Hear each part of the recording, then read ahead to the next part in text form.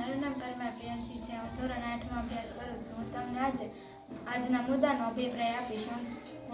હું ધોરણ 7માં ભણતી હતી ત્યારે એક મહેશ્વર નામના સર આવ્યા હતા. તેમણે જોયું કે કોઈ પણ વિદ્યાર્થી સ્ટેજ ઉપર અથવા સમૂહ સામે બોલવાની હિંમત નથી કરી શકતો, તો તેણે વિચાર્યું અને આજના મુદ્દાની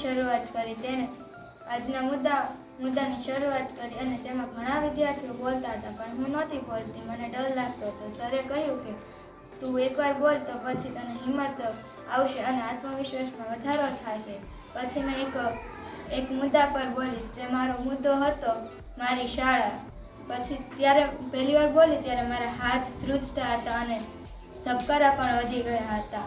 પછી ધીમે ધીમે હું બોલવા લાગી તો મને આ બધું દૂર થયું અને તેનાથી ફાયદા પણ થાય છે, જેવા કે ઇન્ટરનેટનો સાચો ઉપયોગ કરતા આવડ્યો, આત્મવિશ્વાસ અને હિંમતમાં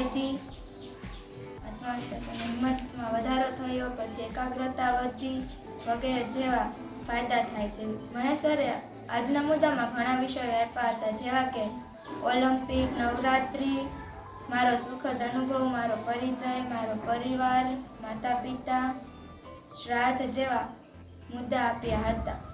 મેં આ વિડીયો મારા મમ્મી પપ્પાને પણ બતાવ્યો હતો, તો તેણે કહ્યું કે આમ જ બોલતી રહેજે અને આગળ વધજે. પછી આજનો મુદ્દો બોલવાની મેં શરૂઆત કરી અને શરૂ જ રાખ્યો હતો. ત્યારે હું 26મી જાન્યુઆરીના દિવસે ગણતંત્ર દિવસ વિશે હું બધા સામે બોલી શકી અને ડર વગર બોલી શકી. અસ્તુ. જય હિન્દ.